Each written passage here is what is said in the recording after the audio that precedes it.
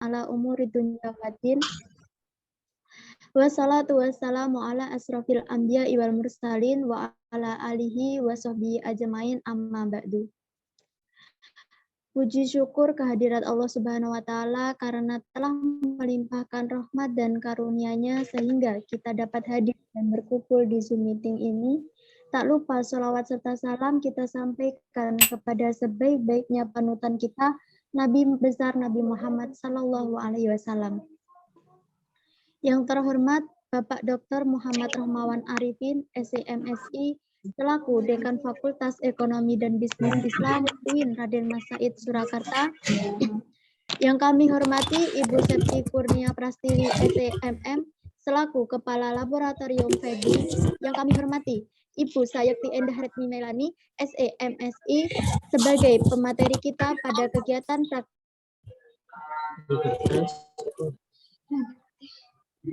Sebelumnya, perkenalkan saya Nur Lailatul Muizidah, Asisten Laboratorium Praktikum Pasar Modal 2022, selaku MC pada praktikum pagi hari ini.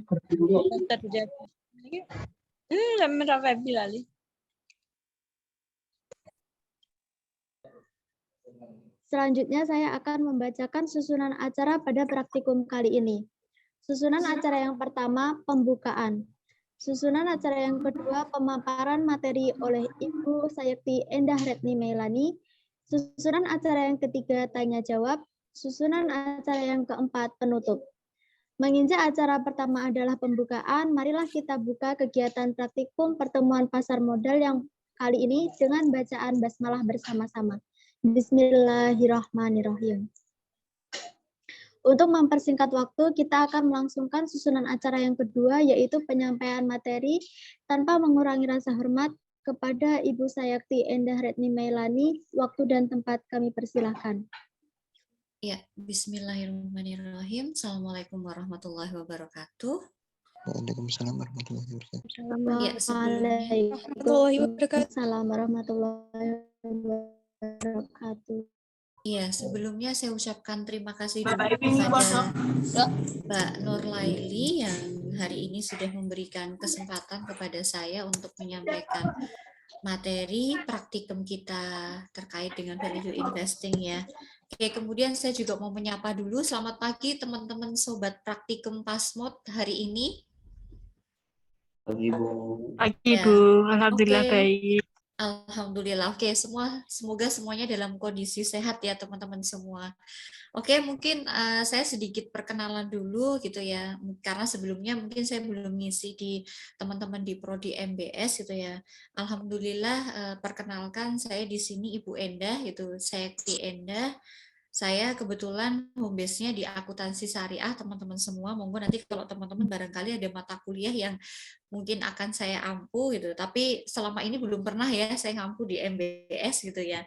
Kecuali untuk praktikum gitu ya. Karena memang konsentrasi saya di akuntansi keuangan. Nah, perkenalkan saya hari ini akan menyampaikan sedikit materi mengenai value investing atau dalam hal ini adalah salah satu analisis atau strategi analisis yang kita nanti lebih kepada fundamental analisis dibandingkan dengan technical analisis ya. Kalau nanti berkaitan dengan technical analisis akan disampaikan oleh pemateri yang lain di minggu berikutnya gitu. Kalau hari ini kita value investing itu asumsinya adalah masih di fundamental analisis teman-teman semua. Oke, tanpa berlama-lama supaya nanti tidak sampai karena zuhur itu sekarang waktunya lebih maju gitu ya, maka biar materinya juga tersampaikan semuanya, saya sampaikan dulu materi, kemudian nanti ada sesi diskusi bagi teman-teman semua yang akan mengkonfirmasi berkaitan dengan beberapa hal yang mungkin saya sampaikan nanti ada yang masih belum dipahami atau perlu dipertegas oleh teman-teman semua. Oke, saya bisa minta dibantu Mbak Nur Laili untuk share screen-nya. PPT yang sudah saya sampaikan ke teman-teman ASMA. Baik, bisa Bu. Yeah.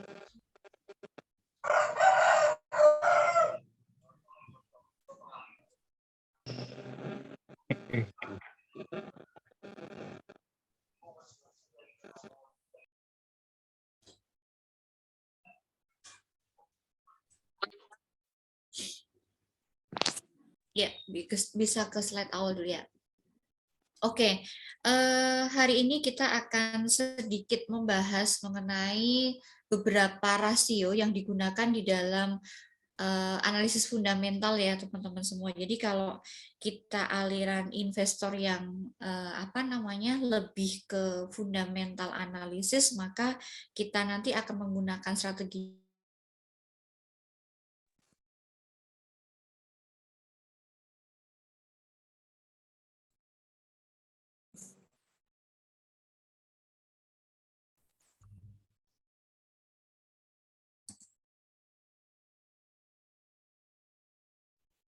Ya, oke, mohon maaf tadi ada sedikit kendala sinyal mungkin di saya gitu keluar.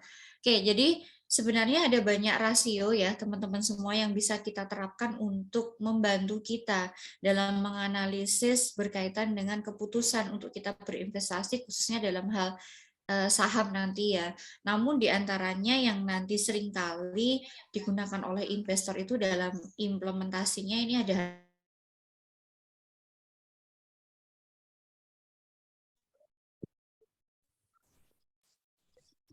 Oke, ada 4 rasio. Mbak Nurlaili bisa dengar suara saya? Bisa, Bu. Mohon maaf, saya sedikit ada sinyal tadi keluar masuk terus ya. Oke, jadi hanya ada 4 rasio yang jadi fokus utama kita. Namun sebenarnya kalau teman-teman aliran fundamental analisis gitu ya, itu ada banyak rasio yang seharusnya menjadi pertimbangan kita untuk memutuskan apakah kita nanti akan membeli, menjual atau hold atau menahan saham yang kita miliki. Namun tentunya tidak mungkin semua kita bahas di sini gitu ya. Ada 4 yang seringkali dijadikan sebagai acuan utama meskipun tanpa mengesampingkan rasio yang lainnya gitu ya. Rasio yang pertama nanti akan kita bahas ada ROE atau return on equity. Ini merupakan salah satu rasio profitabilitas yang nanti seringkali digunakan oleh investor untuk pengambilan keputusan investasi gitu ya. Meskipun kita tahu sebenarnya ada banyak rasio profitabilitas yang lain. Misalnya ada ROA, return on asset, kemudian ada ROI, return on equity, ada rasio NPM, ada rasio ROCE, dan sebagainya. Yang sebenarnya itu juga merupakan rasio profitabilitas.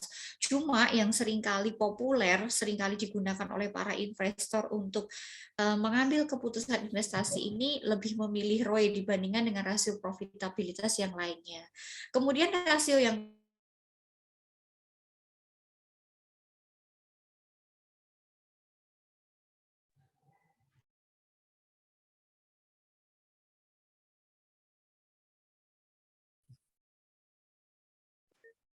ya, kemudian rasio yang kedua nanti ada yang namanya rasio DER ya.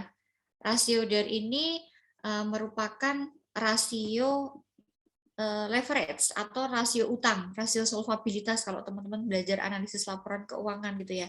Nah, DER ini merupakan salah satu rasio yang juga seringkali digunakan oleh investor untuk melakukan analisis fundamental meskipun ada rasio solvabilitas yang lain, yaitu ada rasio DAR gitu ya yang nanti teman-teman bisa gunakan untuk menganalisis dari sisi leverage atau hutang gitu. Kemudian yang berikutnya yang mewakili rasio pasar ada yang namanya PBV atau price book value. Ini juga salah satu rasio pasar meskipun ada banyak rasio pasar yang lain. Misalnya ada rasio apa namanya price earning ratio PER gitu ya. Kemudian ada rasio pasar yang lain yang juga nanti bisa kita gunakan untuk melakukan analisis fundamental. Cuma yang sering kali digunakan untuk melihat apakah saham itu under value atau over value, murah atau mahal. Nah, salah satunya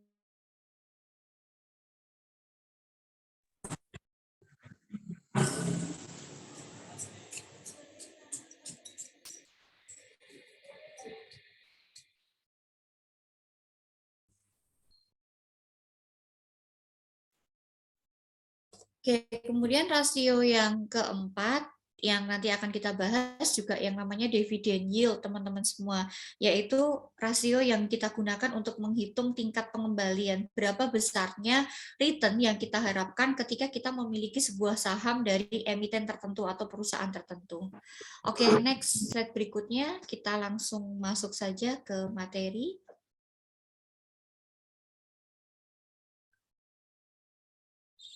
Nah, sebelum nanti kita mengenal lebih jauh untuk masing-masing materi ini gitu ya, teman-teman juga perlu sedikit tahu gitu ya, ada 3 tokoh yang seringkali ini menjadi apa namanya tokoh populernya value investing gitu ya. Itu yang pertama, yaitu yang mempopulerkan pertama kali mengenai strategi value investing itu ada seorang investor yang ada di abad ke-20-an gitu ya. Itu beliau adalah Benjamin Graham. Kemudian anak didiknya beliau gitu ya, anak didiknya Benjamin Graham itu yang berikutnya ada Warren Buffett ya teman-teman semua, yang merupakan investor kelas dunia.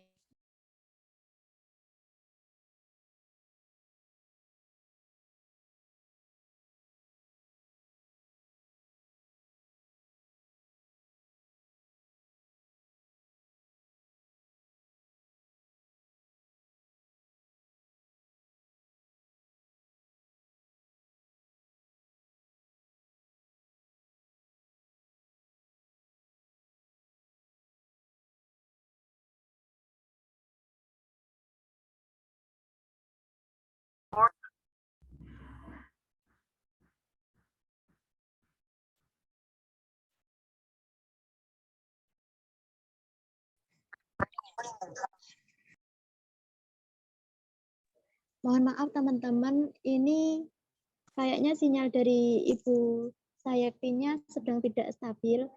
Dimohon untuk tetap di Zoom room untuk menunggu Ibu Sayektinya.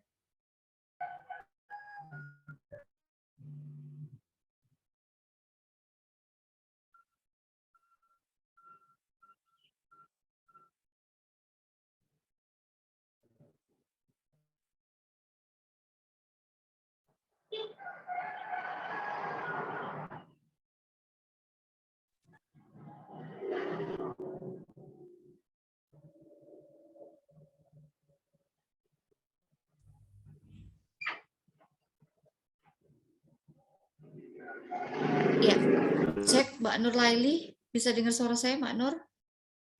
Bisa, Bu. Oke, ya mohon maaf, tampaknya di tempat saya ini anginnya agak besar ya, meskipun tidak mendung, jadi saya nggak tahu ini sudah coba pakai Telkomsel juga, dan IndiHome ini juga masih ada sinyalnya yang kurang baik, jadi mohon maaf ya kalau ada sedikit kendala. Oke, yang berikutnya saya tadi lanjut ya, investor kelas dunia, ini juga yang merupakan anak didik dari Benjamin Graham, beliau Warren Buffett juga menerapkan yang namanya value investing. Sedangkan di Indonesia sendiri ada Lo Keng Hong ya, yang merupakan value investor yang juga sangat terkenal di Indonesia, yang juga menerapkan value investing ini teman-teman semua. Oke, nah kemudian apa itu value investing? Nah itu yang perlu kita ketahui dulu. Oke, slide selanjutnya.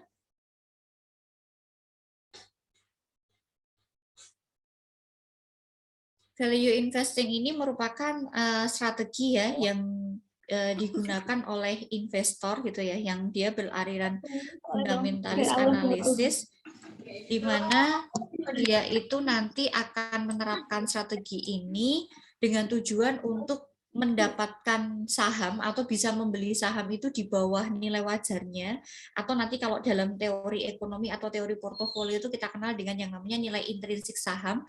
Jadi beli saham di bawah harga wajarnya atau nilai intrinsiknya, yang kemudian suatu saat nanti ketika investor itu akan menjual, itu nanti dapat menjual saham yang dia miliki itu di harga wajarnya atau di nilai intrinsiknya gitu ya.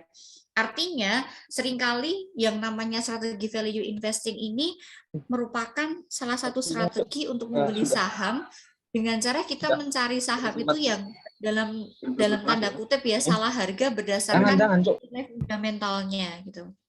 Oke, atau seringkali kalau yang namanya seringkali yang menyebutkan itu value investing adalah kita bisa beli saham bintang 5 tapi dengan harga kaki 5.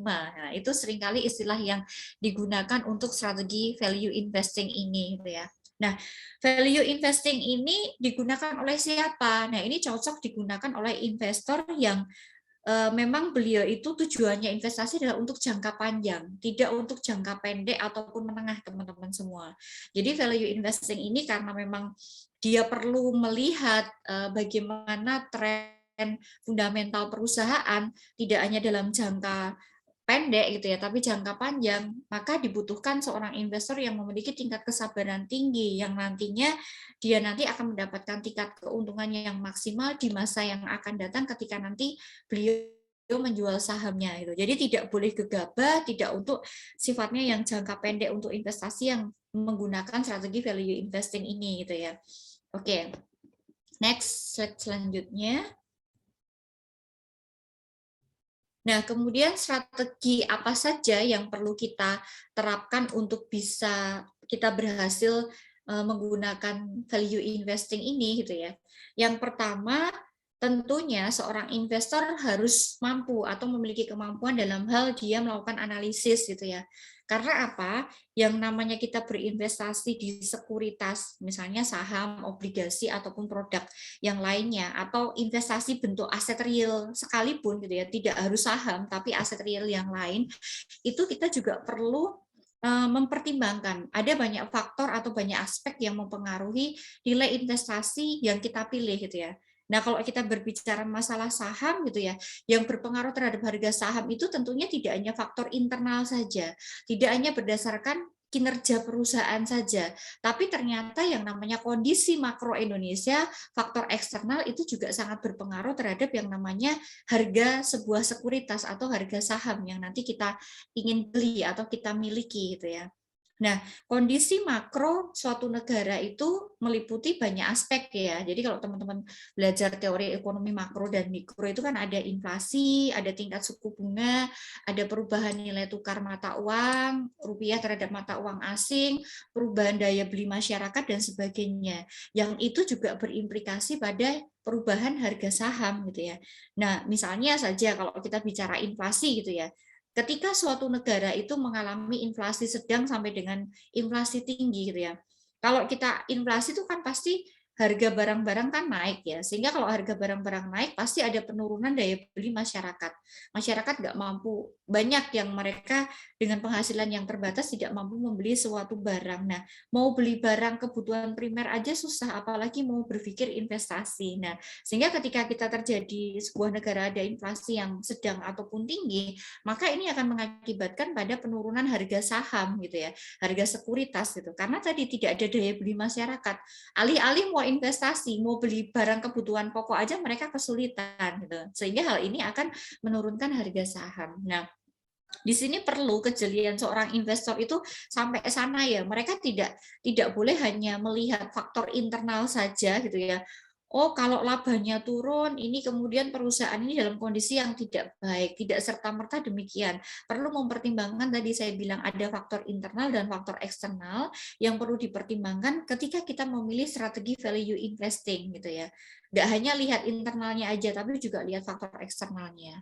Kemudian yang kedua gitu ya, seorang investor yang menerapkan value investing itu juga dia perlu melihat saat ini sektor apa yang sedang in gitu ya, sedang tren gitu ya di kalangan investor yang lainnya, atau sektor apa yang sedang banyak diminati oleh masyarakat gitu ya. Nah, itu kita juga perlu lihat, perlu jeli di sana gitu ya.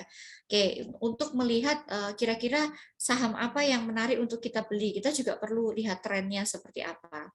Kemudian yang ketiga, lakukan screening saham yang memiliki fundamental yang bagus, teman-teman semua. Nah, untuk kita tahu apakah saham itu memiliki fundamental bagus atau tidak gitu ya, kita perlu mempertimbangkan banyak proksi keuangan atau rasio keuangan yang nanti akan kita jadikan sebagai parameter untuk mengelompokkan saham-saham tertentu. Sebagaimana kita ketahui, emiten di BEI tahun 2002 tercatat sudah 800-an ya emiten ya. Nah, kalau kita tidak mengelompokkan berdasarkan fundamental tertentu, maka kita akan kesulitan milih saham mana yang akan kita beli. Nah, maka kita perlu, kalau untuk mengerucutkan mau beli saham yang mana itu, kita perlu mungkin mengelompokkan dari sisi kita lihat ROE-nya, ROE yang mungkin nilainya di atas 15%, kemudian kita kelompokkan saham-saham dengan PBV nilainya di bawah 1, atau kemudian kita kelompokkan saham-saham di bawah PER-nya kurang dari 10, atau beberapa rasio yang saya bilang tadi, ada rasio DER, ada rasio dividend yield juga, untuk memilih mengerucutkan saham-saham mana kira-kira yang menarik untuk fundamentalnya, yang baik untuk kita pilih untuk kita berinvestasi. Oke, kemudian yang keempat, tahap berikutnya adalah kita harus tahu juga, harus bisa menentukan besarnya nilai wajar atau nilai intrinsik dari saham yang akan dibeli, teman-teman semua. Jadi kita itu bisa menilai apakah saham itu murah atau mahal itu dengan cara membandingkan antara harga wajar atau nilai wajarnya saham atau kita kenal dengan nilai intrinsik dengan harga pasar saham gitu ya. Nah, kalau nilai intrinsik saham itu lebih tinggi daripada harga pasarnya, nilai sesungguhnya dari saham itu lebih tinggi daripada harga pasarnya, maka saham itu bisa dikatakan sebagai saham yang murah gitu ya. Namun sebaliknya, manakala saham itu nilai wajarnya atau nilai intrinsiknya lebih rendah daripada harga pasarnya, maka kita bisa katakan bahwa saham itu harganya mahal atau over value gitu. Nah, sehingga dalam hal keputusan ketika melihat saham itu murah atau mahal, pengambilan keputusannya juga akan berbeda, teman-teman semua. Nah, cuma yang menjadi keterbatasan di sini adalah bagaimana cara menentukan harga wajar suatu saham gitu ya. Bagaimana cara kita menentukan nilai intrinsik suatu saham? Itu ada pendekatan sendiri, teman-teman semua. Nanti kalau teman-teman ini kan baru semester 3 ya. Nah, nanti teman-teman kalau ada di semester 7 gitu ya. Nanti teman-teman saat mengambil kalau di MBS tuh mungkin teori pasar modalnya di semester 5 barangkali ya, saya nggak begitu hafal kurikulumnya karena untuk AKS sama MBS agak berbeda kurikulumnya. Mungkin MBS lebih cepat ya ketika mengambil mata kuliah pasar modal. Nah, nanti akan diajarkan bagaimana cara menentukan nilai intrinsik saham, nilai sesungguhnya daripada saham, karena itu ada rumusnya, teman-teman semua. Nah, nanti teman-teman bisa menggunakan dua pendekatan, yaitu menggunakan pendekatan nilai sekarang atau kita kenal dengan present value, itu nanti ada banyak rumusnya yang bisa di breakdown, dan juga ada menggunakan pendekatan price earning ratio atau PER, teman-teman semua. Nah, itu nanti ada materi sendiri yang akan disampaikan pada mata kuliah tersendiri ya, untuk menentukan berapa besarnya nilai wajar suatu saham. Oke, next slide selanjutnya. Tahap berikutnya adalah lakukan analisis faktor fundamental perusahaan. Tadi tidak sekedar kita membaca rasio saja gitu ya, yang diwakili oleh rasio ROE, rasio DER, tapi sebagai seorang fundamentalis analisis gitu ya, atau sebagai seorang value investor, teman-teman juga harus mau untuk melihat, membaca, dan juga memahami isi daripada laporan keuangan perusahaan yang terbaru untuk mengikuti tren perkembangan kinerjanya. Jadi jangan malas untuk kita buka juga bagaimana kondisi keuangan perusahaan. Melalui apa? Melalui laporan-laporan keuangan yang dia terbitkan. Sebagaimana kita ketahui ada banyak elemen ya laporan keuangan ya. Ada yang namanya laporan posisi keuangan yang di dalamnya menggambarkan berapa kekayaan perusahaan, berikut utang dan juga modal yang dimiliki oleh perusahaan. Kemudian ada laporan laba rugi komprehensif yang menggambarkan kinerja perusahaan selama satu periode tertentu. Bagaimana pendapatan yang dia peroleh, bagaimana biaya-biaya yang dia keluarkan, dan berapa besarnya laba atau profit yang dia peroleh. Atau kalau memang dia mengalami rugi gitu ya, nah itu berapa besarnya rugi yang dia dapatkan. Kemudian juga ada laporan perubahan modal atau perubahan ekuitas, itu juga perlu teman-teman tahu untuk membandingkan berapa modal setahun sebelumnya dibandingkan dengan modal sekarang gitu. Nah, kalau ternyata modal sekarang nanti lebih rendah daripada modal tahun sebelumnya, bisa jadi perusahaan itu akan mengalami yang namanya equity negatif atau nanti ekuitasnya bisa negatif gitu. Nah, ini menyebabkan rasio keuangan nanti juga akan turun, teman-teman. PBV-nya negatif, rasio DER-nya negatif, itu begitu. Itu kalau nanti ekuitas kita tahun saat ini jauh lebih kecil dibandingkan dengan modal tahun sebelumnya. Nah, perlu kita mengkaji yang namanya laporan perubahan modal. Laporan arus kas juga penting karena kita juga harus tahu gitu ya. Salah satu elemen laporan arus kas itu kan kita untuk melihat ya berapa jumlah aliran kas masuk perusahaan dari aktivitas operasi. Aktivitas operasi itu aktivitas utamanya perusahaan. Berapa aliran kas dari aktivitas investasi. berapa aliran kas dari aktivitas pendanaan. Nah, kita juga perlu tahu gitu. Karena nanti untuk tahu apakah perusahaan itu bisa bagi dividen atau tidak, maka kita perlu mengukur berapa aliran-aliran kas yang masuk ke perusahaan melalui laporan arus kas gitu ya. Kita bisa memprediksikan, oh nanti perusahaan itu bisa bagi dividen, mampu untuk bagi dividen atau tidak. Itu dengan cara mempelajari laporan arus kas. Dan juga ada yang namanya CALK atau catatan atas laporan keuangan. Nah, hal-hal penjelasan mengenai kebijakan, prinsip yang tidak dijelaskan secara detail di dalam laporan keuangan nanti ada di CALK. Nah, itu teman-teman juga harus tahu. Apakah semuanya harus dipelajari, Bu? Iya, kalau Anda sudah memutuskan sebagai seorang value investor gitu ya, yang alirannya fundamentalis gitu ya, maka kamu harus memahami semua laporan itu tanpa terkecuali, teman-teman semua gitu ya. Karena sekali lagi, kita kalau jadi seorang investor itu kalau mau untung tidak sekejap mata, tidak seperti membalikkan telapak tangan, tidak. Kalau kita itu nanti mengharapkan return yang cepat gitu ya, yang sebesar-besarnya itu namanya spekulasi, tidak lagi investasi.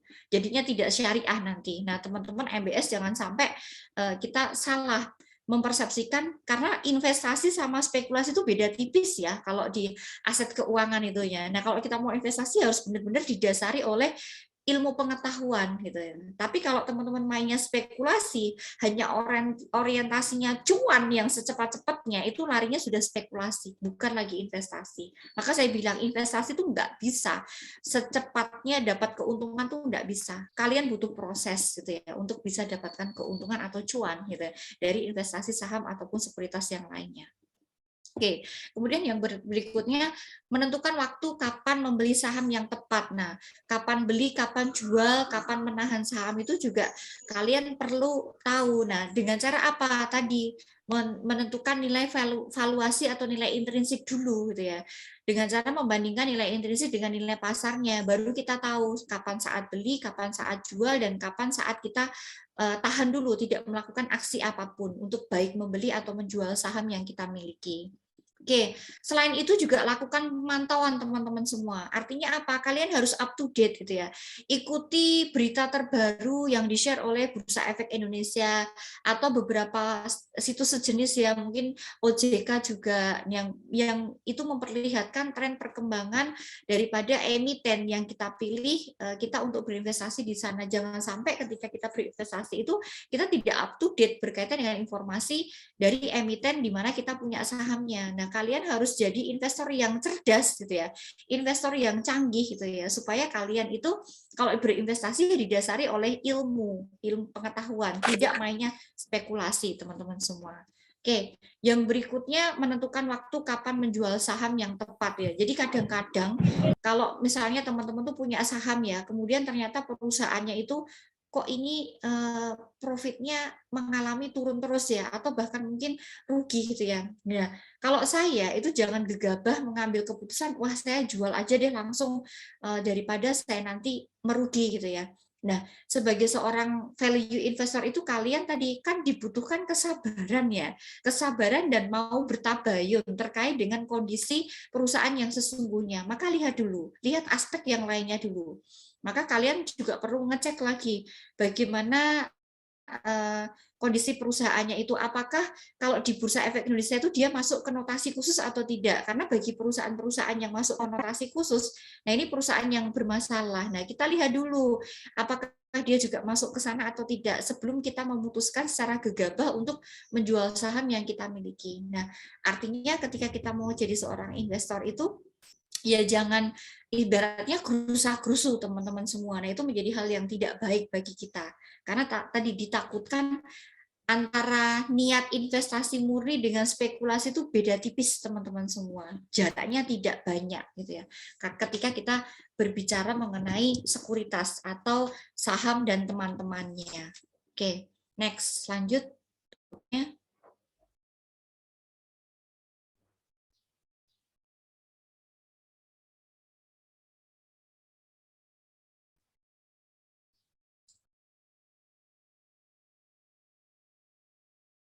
Oke, untuk ke slide berikutnya kita sudah masuk ke rasio ya, yang tadi saya bilang di awal gitu ya. Jadi ada yang hari ini kita bahas itu ya, parameter untuk melakukan value investing tadi memilih fundamental perusahaan yang baik, diantaranya kita bisa lihat dari ROE, kita bisa lihat dari DER, kita bisa lihat dari PBV, dan terakhir yaitu nanti kita bisa lihat dari dividen yield-nya.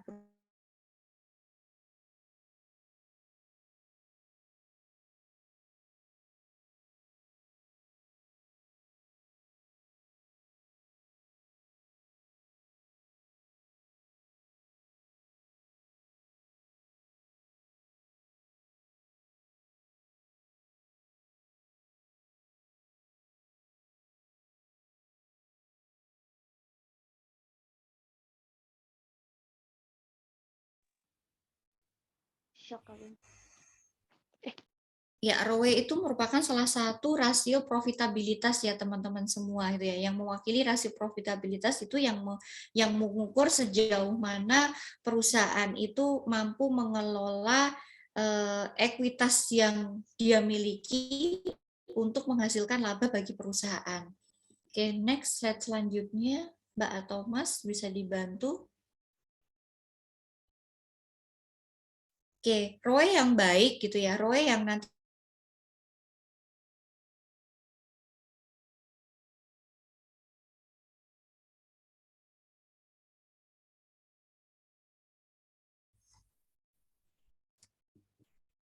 ya, ROE yang baik yang nanti akan dijadikan sebagai acuan oleh investor untuk menentukan fundamental perusahaan bagus atau tidak, itu manakala return on equity-nya itu semakin tinggi ya teman-teman semua.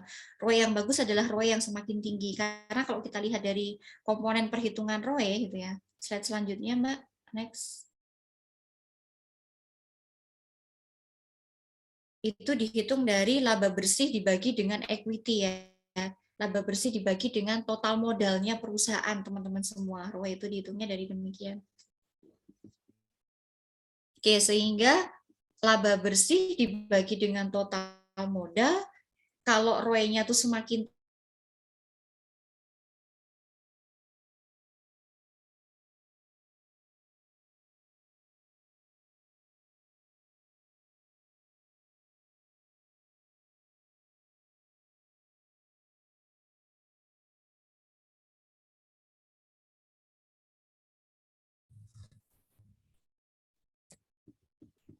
ya, ROE yang semakin tinggi, tadi kalau laba bersihnya bagus, dia semakin tinggi, maka mencerminkan bahwa perusahaan itu semakin untung. Dengan modal yang dia kelola, maka perusahaan mampu menghasilkan pundi-pundi rupiah laba bersih dari modal yang dia kelola, teman-teman semua. Oke, sehingga kalau secara definisi, ROE itu merupakan rasio profitabilitas yang mengukur kemampuan perusahaan untuk menghasilkan laba dari investasi pemegang saham perusahaan tersebut. Nah, ROE ini nantinya dapat dijadikan indikator juga untuk menentukan apakah perusahaan itu efektif atau tidak dalam mengelola modal yang dia miliki gitu ya, atau dalam dia mengelola equity atau modal yang ada di dalam perusahaan. Kalau dia itu mampu mengelola dengan efektif, maka pasti dengan modal yang dia punya nanti akan menghasilkan laba bersih yang tinggi. Namun kalau dia itu nanti tidak mampu mengelola secara efektif, maka pasti yang terjadi adalah labanya perusahaan itu menjadi rendah atau tidak tinggi, atau bahkan perusahaan mengalami rugi atau loss ya, atau kerugian teman-teman semua. Oke, slide selanjutnya.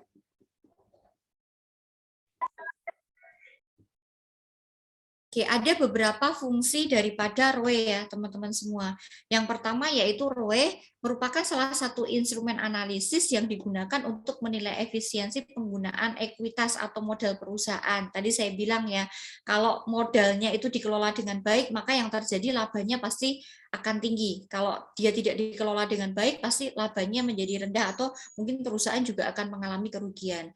Kemudian yang kedua, ROE ini juga digunakan sebagai salah satu bahan pertimbangan investor untuk melihat kemampuan perusahaan dalam menggunakan modalnya untuk menghasilkan yang namanya laba atau profit, sebagaimana yang sudah saya sampaikan tadi. Kemudian yang ketiga, ROE ini juga digunakan sebagai salah satu indikator yang menunjukkan kesuksesan seorang atau sebuah manajemen perusahaan dalam mengelola perusahaannya untuk mencapai target laba yang diharapkan oleh para pemegang sahamnya, atau dalam hal ini adalah stakeholder-nya. Jadi kalau perusahaan itu laba nantinya, maka menunjukkan bahwa manajemen itu ternyata kinerjanya baik gitu ya. Tapi kalau ternyata perusahaan itu mengalami rugi, maka bisa jadi menunjukkan bahwa perusahaan itu manajemennya tidak bagus. Maka melalui ROE ini akan menunjukkan seberapa baik sih kinerja seorang atau sebuah manajemen dalam perusahaan. Oke, yang keempat, kemudian ROE juga dijadikan sebagai ukuran untuk melihat apakah perusahaan itu nanti ke depan prospeknya baik atau tidak. Karena kalau kita menganalisis ROE itu kan nggak mungkin hanya 1 tahun ya.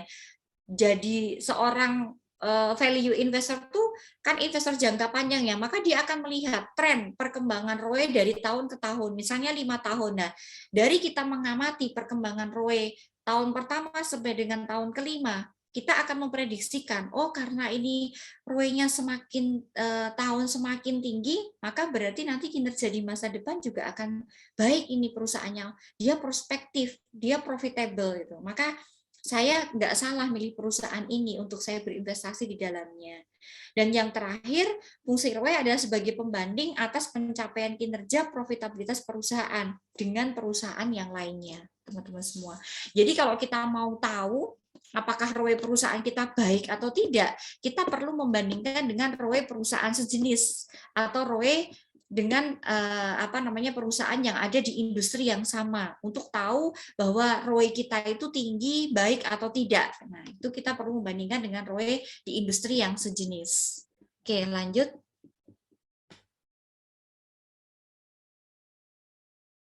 Nah, komponen untuk menghitung ROE itu ada laba bersih ya, atau kita kenal dengan net income. Kemudian yang kedua ada modal atau equity. Laba bersih sebagai komponen pembilangnya, sedangkan untuk penyebutnya ada modal atau equity. Oke, slide selanjutnya, next, Mbak. Nah, ini untuk menghitung ROE adalah laba bersih dibagi dengan ekuitas dikalikan 100%. Nah, nilai ROE yang bagus itu yang mendekati 100%, teman-teman. Kalau ROE itu mendekati 100%, artinya apa? Perusahaan itu dikatakan efisien dan efektif dalam mengelola modalnya untuk menghasilkan pendapatan atau laba. Sebaliknya, kalau nilai ROE itu mendekati angka 0% gitu ya, maka dapat dikatakan bahwa perusahaan itu tidak cukup mampu untuk mengelola modalnya sehingga tidak bisa efektif dan efisien dalam menghasilkan pendapatan atau profit atau keuntungan, teman-teman semua. Oke, next. Slide berikutnya. Nah, ini kita coba untuk mencari gitu ya, atau menghitung ROE dari data laporan keuangannya perusahaan. Nah, teman-teman, sebenarnya kalau kita mau menganalisis ROE itu bisa saja melalui aplikasi perusahaan sekuritas yang teman-teman sudah gunakan ya, misalnya di Indo Premier itu sudah ada, kalau mau lihat ROE-nya perusahaan tertentu juga bisa gitu ya. Atau dari kita IDX statistik juga ada, langsung sudah dihitungkan. Namun gitu ya, kalau saya gitu ya sebagai seorang investor yang beraliran value investor gitu ya atau fundamental analisis, saya lebih senang kalau saya ngecek langsung ke laporan keuangan untuk kita tahu sebenarnya kalau ROE-nya tinggi itu karena apa, supaya kita tahu gitu ya, supaya tahu alasannya. Karena apa? Karena seringkali kalau kita hanya menggunakan data yang sudah dihitungkan atau data yang tersedia, kita jadinya tidak tahu kondisi sebenarnya perusahaan itu. Apakah ROE tinggi itu memang karena kinerjanya bagus atau tidak kan gitu. Nah, itu seringkali kalau saya lebih senang kalau lihat ngitung ROE ngitung sendiri dibandingkan dengan ngambil data yang sudah ada. Itu kalau saya ya. Oke, kita masuk ke slide berikutnya. Jadi teman-teman nanti bisa download laporan keuangan atau laporan tahunannya perusahaan melalui web IDX yang resmi ya, www.idx.co.id atau www.idx.co.id. Kita masuk ke Bursa Efek Indonesia langsung, kemudian nanti silahkan teman-teman klik itu, nanti di atas itu ada perusahaan tercatat ya, nanti diklik itu perusahaan tercatat, kemudian nanti slide selanjutnya Mbak. ada data laporan keuangan dan laporan tahunan. Nah, silahkan yang dibutuhkan itu mau laporan keuangannya aja atau mau laporan yang lengkap, yaitu berupa laporan tahunan. Monggo, itu sesuai dengan kebutuhan investornya gitu. Kalau saya senang laporan tahunan, meskipun jumlah lembarnya ada 500 lembar gitu ya, karena memang saya senang untuk baca detail kinerja perusahaan itu tidak hanya dari aspek keuangannya saja, tapi yang non keuangan saya juga perlu tahu ketika saya itu beraliran sebagai value investor gitu ya. Nah, kita bisa pilih, monggo kalau laporan keuangannya hanya sekedar laporan keuangan, tapi kalau laporan tahunan itu lengkap teman-teman ya. Kemudian silahkan kalau kita memang ingin menilai sekuritasnya, jenis efeknya saham ya, diklik saham, kemudian pilihlah kode emitennya. Kebetulan kita kasih salah satu contohnya Unilever gitu ya, UNVR kode emitennya, tahun, kemudian isikan tahun yang dibutuhkan, mau tahun 2021, 2020 atau tahun sebelumnya, monggo silahkan tuh diisi. Kita ambil contoh tahun 2020 ya misalnya, lalu nanti diklik cari kalau sudah. Nah, kalau sudah nanti keluar file PDF yang nanti teman-teman bisa download ya untuk nanti berupa laporan tahunan atau laporan keuangan. Slide selanjutnya, next. Nah, ini kenapa kita milih Unilever gitu ya. Oke, ini sedikit cerita dulu gitu ya. Jadi kenapa kita contohkan Unilever? Karena Unilever itu merupakan salah satu raja di sektor consumer goods ya teman-teman semua, atau barang-barang konsumsi yang itu insya Allah beberapa produknya pasti digunakan teman-teman setiap hari gitu ya. Nah, dan Unilever ini salah satu brand yang sangat terkenal ya, yang kita sudah tidak asing lagi gitu ya, dan dia juga selalu masuk ke top market cap ya, atau emiten dengan kapitalisasi pasar terbesar ya, bahkan di tahun 2002 ini dia masuk 10 ranking perusahaan dengan kapitalisasi pasar terbesar ya teman-teman semua. Nah, kita pilih salah satu ini untuk kita lihat bagaimana ROE-nya Unilever, bagaimana kondisi DER-nya Unilever, bagaimana kondisi PBV-nya Unilever, dan bagaimana kondisi dividend yield-nya Unilever, untuk nanti kita bisa jadikan keputusan apakah kita akan membeli saham yang bersangkutan gitu ya. Oke, next. Slide selanjutnya. Nah, ini tadi saya bilang ya, kalau untuk ngitung ROE, return on equity, itu adalah dengan cara membandingkan antara laba bersihnya perusahaan dengan yang namanya modal perusahaan gitu ya teman-teman semua. Oke, jadi nanti data yang kita ambilkan itu yang saya kotak, kebetulan kalau di laporan laba rugi, jadi kita bisa dapatkan data labanya perusahaan itu dari laporan laba rugi komprehensif teman-teman semua, bukan di laporan neraca ya. Kalau neraca tuh buat lihat ekuitasnya atau equity-nya atau modalnya. Tapi kalau untuk lihat laba bersihnya, teman-teman bisa lihat dari laporan laba rugi komprehensif. Nah, ada dua, nanti kalau di laporan laba rugi itu kadang membingungkan teman-teman ya.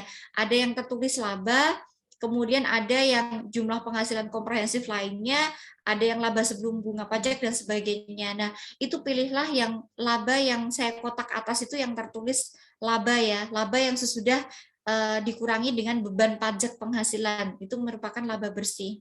Nah, itu ambilkan angkanya dari sana, silakan itu. Oke, slide selanjutnya Mbak. Oke, kemudian equity-nya, nah itu silahkan kita ambilkan dari laporan posisi keuangan atau laporan neraca teman-teman semua, tuh jumlah equity-nya tahun 2020 ya, kita ambil itu angkanya, equity yang saya kotak merah itu. Oke, kita aplikasikan slide berikutnya. Nah, kita masukkan angkanya, teman-teman semua, di perhitungan itu ya. Jadi ROE-nya Unilever itu untuk tahun 2020, laba bersihnya 7, tadi dalam jutaan rupiah berarti ada 7 miliar sekian ya. 7 triliun dibagi dengan equity-nya adalah 4 triliun sekian, dikalikan 100%. Sehingga kalau kita hitung, ROE-nya Unilever itu tahun 2020 adalah sebesar 145%, teman-teman. Nah, padahal kalau kita bilang tadi gitu ya, ROE yang bagus itu asalkan sudah di atas 15% aja udah bagus. Nah, ini ternyata luar biasa. Unilever itu angkanya 145%, teman-teman. Nah, kadang-kala gitu ya, kalau kita cuma lihat di aplikasi sekuritas-sekuritas tertentu yang sudah muncul angkanya ROE berapa atau di indeks statistik, kita tuh nggak bisa menerjemahkan, nggak bisa menginterpretasikan. Wah, ini angkanya tinggi banget nih, beneran nggak ya, kan gitu ya? Serius nggak ya? Ini apa namanya? Saya salah nggak yang lihatnya? Nah, itu apa beneran bagus atau ini jelek ya, kan gitu ya? Nah, ternyata memang Unilever ini kalau kita aliran fundamentalis analisis tuh pasti akan membandingkan ROE dari tahun ke tahun, teman-teman. Nggak cuma setahun aja, tapi masih kita akan bandingkan paling tidak 5 tahun terakhir. Nah, ROE-nya Unilever tuh bahkan dia setiap tahun tuh tinggi, teman-teman. Pasti di atas 100%, teman-teman.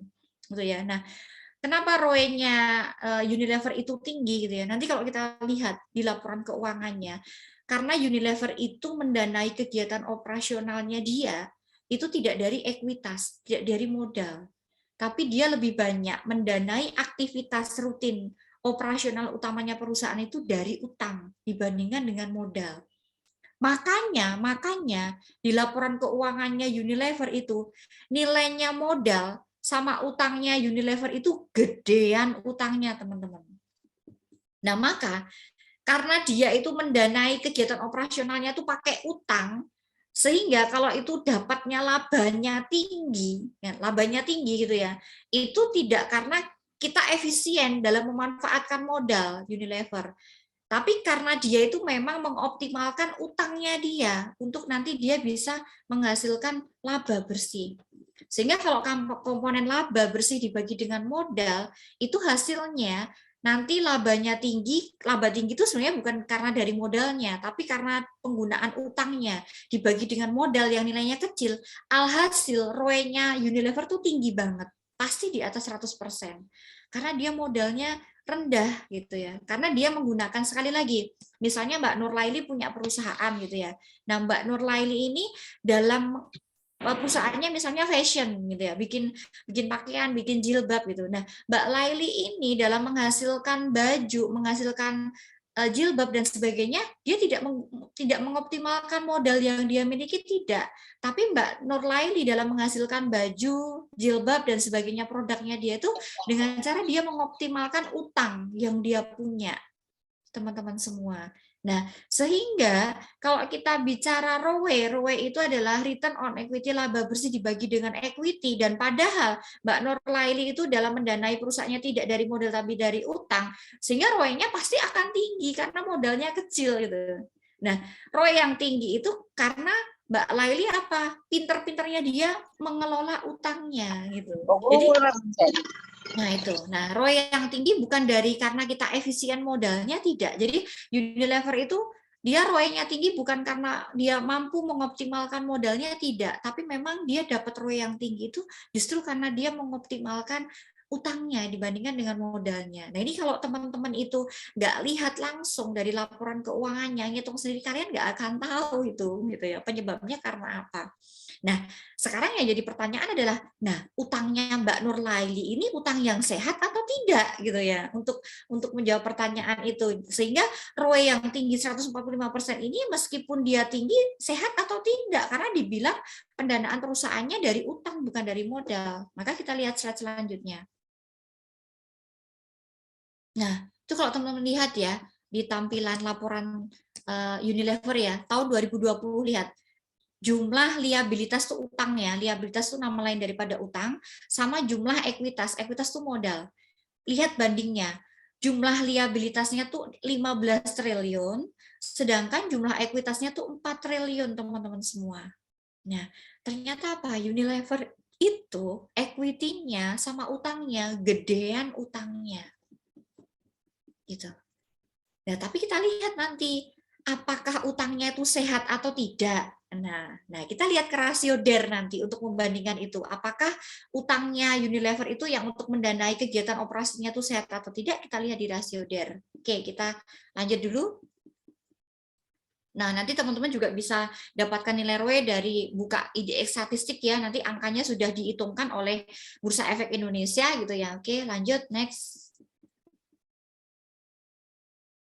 Nah, Makanya karena kita tadi dapatnya ROE-nya tinggi, jauh di atas standar yang biasanya, maka untuk menganalisa ROE yang tepat itu harus bagaimana, Bu? Gitu.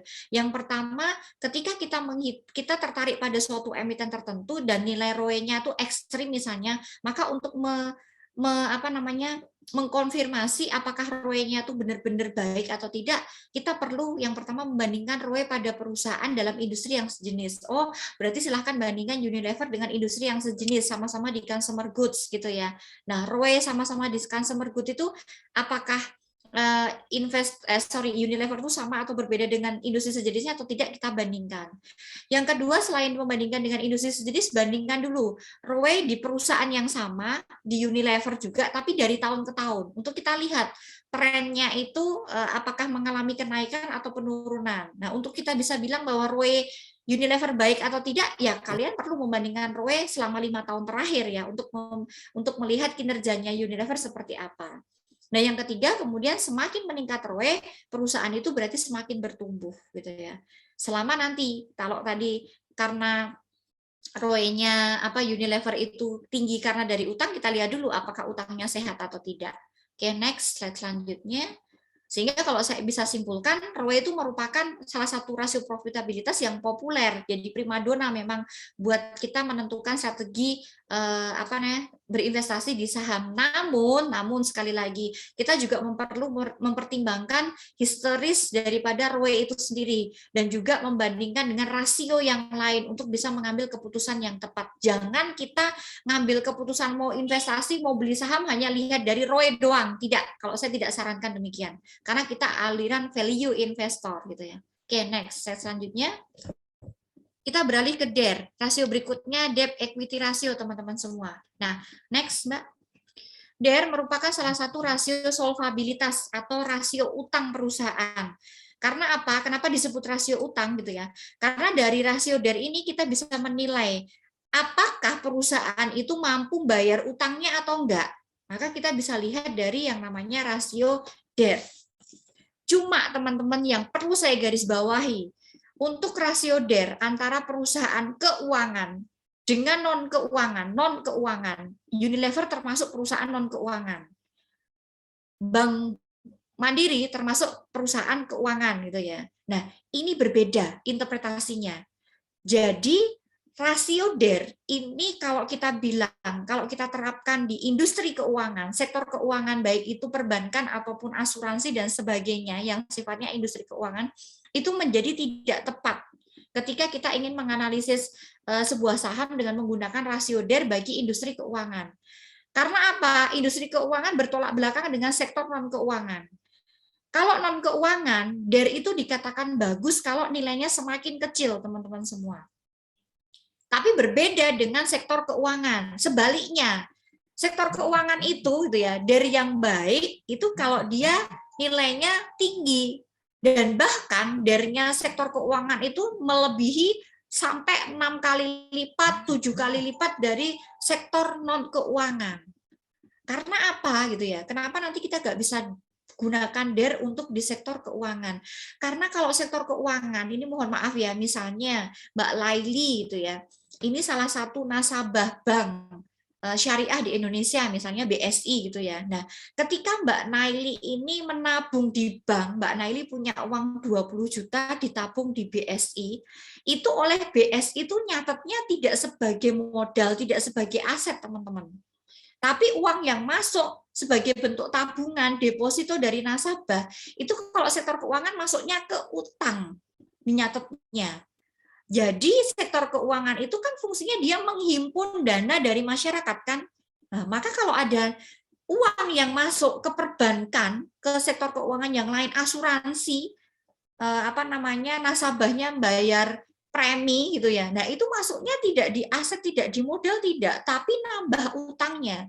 Karena apa? Bank atau sektor keuangan yang lainnya merasa dia punya kewajiban mengelola dana masyarakat untuk nanti dikembalikan dalam bentuk keuntungan. Maka dia menganggapnya itu sebagai utang. Maka karena ada pengakuan yang berbeda, DER untuk sektor keuangan dan non-keuangan itu perlakuannya berbeda. Maka saya bilang, kalau di sektor non keuangan, DER yang semakin baik itu yang nilainya semakin kecil, yang nilainya di bawah 1 atau kurang dari 100%, tapi beda dengan yang sektor keuangan. DER yang baik adalah manakala DER-nya semakin tinggi gitu ya. Karena apa?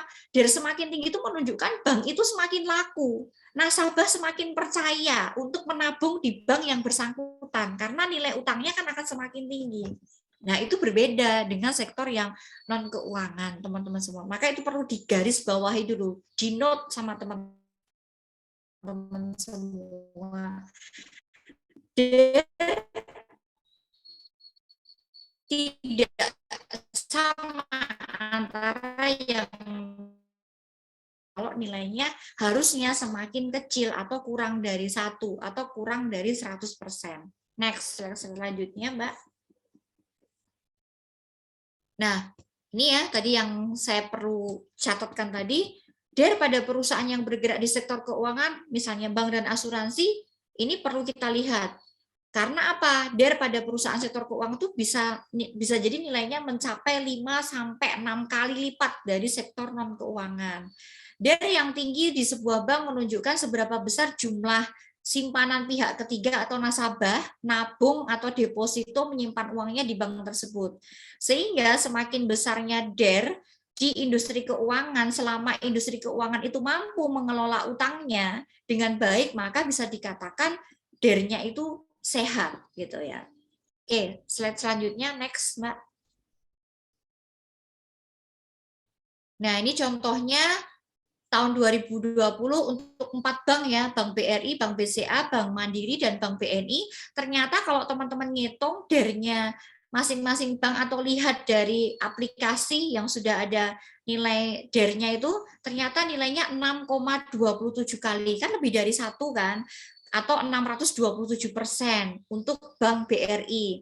Sedangkan untuk Bank BCA 4,58 kali atau sebesar 458%. Nah, ini jauh di atas nilai 1 atau jauh di atas nilai 100% ternyata teman-teman semua. Dan itu wajar untuk industri keuangan. Oke, next. Nah, fungsi DER itu untuk apa? Ada 3. Yang pertama yaitu untuk melihat jumlah atau kuantitas penggunaan utang perusahaan. Melalui rasio DER kita bisa melihat berapa banyak utangnya perusahaan dibandingkan dengan modalnya. Karena rasio DER itu cara menghitungnya adalah total utang dibagi dengan total modalnya perusahaan. Nah, dari DER kita bisa mengukur antara utang sama modal sendiri lebih besar mana perusahaan itu. Oke, kemudian yang kedua, DER digunakan untuk mengukur kemampuan perusahaan dalam membayar utang yang dia miliki. Nah, nanti kita juga bisa melihat yang banyak itu utang jangka pendek atau jangka panjangnya. Kalau perusahaan itu yang banyak itu proporsinya utang jangka pendek, maka perusahaan itu sehat. Karena apa? Kalau utang jangka pendek itu menyiratkan bahwa perusahaan itu mampu bayar utangnya. Tapi kalau utang jangka panjang yang lebih banyak, ini menjadi catatan bagi kita. Nah, apakah perusahaan itu nanti mampu nggak dia bayar utang jangka panjangnya ya? Kalau ternyata utang jangka panjangnya lebih besar daripada utang jangka pendeknya. Oke, yang ketiga, sebagai acuan struktur modal perusahaan. Oke, next, Mbak.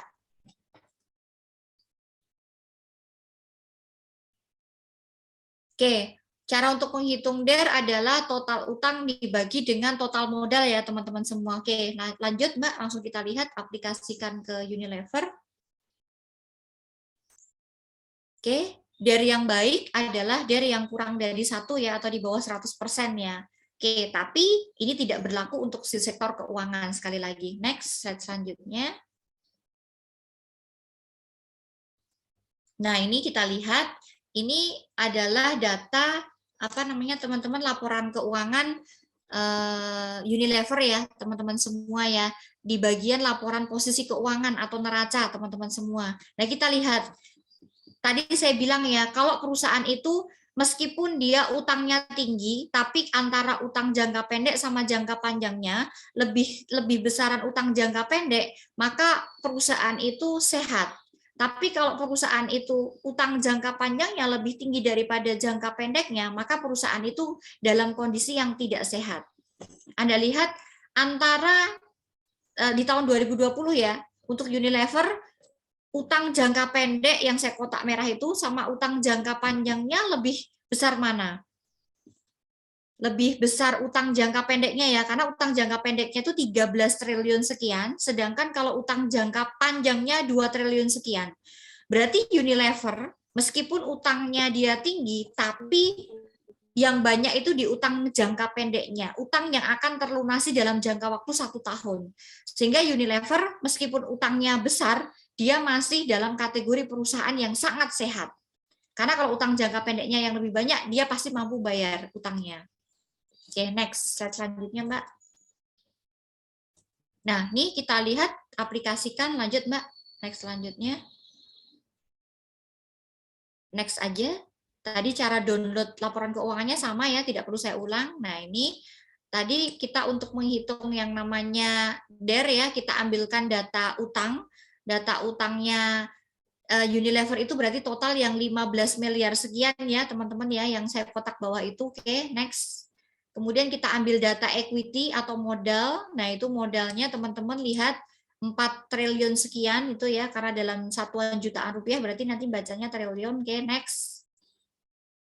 Nah, kita masukkan ke sini, ternyata DER-nya Unilever itu meskipun dia perusahaan non keuangan berapa besarnya? Lihat, 3,16 kali teman-teman semua, jauh di atas 1 kali, atau sebesar 316%, atau jauh di atas 100%. Nah, ini kalau kita pakai kacamata kuda gitu ya, cuma satu arah, kalian cuma pahamnya tadi dikatakan dari yang baik harus kurang dari 1 dong, atau yang kurang dari 100%, kalian jadinya suuzon sama Unilever gitu ya. Padahal apa? Meskipun Unilever DER-nya itu sangat tinggi, jauh di atas kenormalan ya, 3,16 atau di atas 100%, itu ternyata dia masih perusahaan yang profitable dan sehat. Karena tadi saya bilang, DER itu kan total utang dibagi dengan total modal. Kenapa dia total utangnya tinggi dibandingkan dengan equity-nya? Karena memang utangnya Unilever itu yang tinggi itu di utang jangka pendeknya, teman-teman semua. Maka meskipun DER-nya tinggi, dia masih perusahaan yang sangat-sangat sehat. Karena dia mampu bayar utangnya. Karena yang paling banyak apa? Utang jangka pendeknya dibanding dengan utang jangka panjangnya. Nah, kalau teman-teman nggak ngamati laporan keuangan, kalian nggak akan bisa tahu itu. Taunya hanya jangan dibeli gitu ya, karena DER-nya tinggi gitu ya. Oke, lanjut. Next, Mbak. Nah, itu perbandingannya teman-teman silakan lihat ya. Jadi modalnya sama utangnya lebih tinggian utangnya memang, maka DER-nya tinggi. Tapi utang yang tinggi itu dikarenakan utang jangka panjangnya jangka pendeknya dia lebih besar daripada utang jangka panjangnya. Oke, next Mbak, slide selanjutnya. Kalian juga bisa dapatkan DER dari indeks statistik. Oke, lanjut. Oke, sehingga untuk menganalisis DER, tadi sebagaimana rasio ROE, maka perlu kita membandingkan antar nilai rasio keuangan perusahaan. Jadi kalau kita lihat rasio DER, jangan cuma lihat rasio DER-nya aja, perlu lihat rasio keuangan yang lain. ROACE, kemudian rasio DAR dan rasio keuangan yang lainnya. Untuk tahu, untuk bisa menerjemahkan apakah DER-nya perusahaan itu dalam kondisi wajar atau tidak. Yang ketiga, kita perlu melihat tren analisis atau melihat nilai rasio DER perusahaan selama periode tertentu. Dan yang ketiga yaitu membandingkan nilai DER perusahaan dengan DER rata-rata industrinya. Oke, next. Rasio yang ketiga, kesimpulannya sama ya, artinya kalau kita mau jadi investor, jangan cuma lihat DER aja dalam memutuskan kita mau beli atau jual saham, tapi lihat rasio yang lain dong, untuk mengkonfirmasi apakah perusahaan itu dalam kondisi yang benar-benar baik atau tidak. Oke. Rasio berikutnya adalah rasio pasar. Salah satu rasio pasar di sini adalah price to book value atau PBV gitu ya. Next. PBV atau price to book value merupakan rasio yang menunjukkan perbandingan antara harga saham dengan nilai buku saham. Jadi melalui PBV ini kita akan membandingkan berapa besarnya harga pasar saham yang diwakili oleh biasanya close price ya, harga penutupan saham itu sebagai harga pasarnya dibagi dengan nilai buku saham. Nah, nilai buku per lembar saham ini kita harus ngitung dulu, lihatnya dari mana?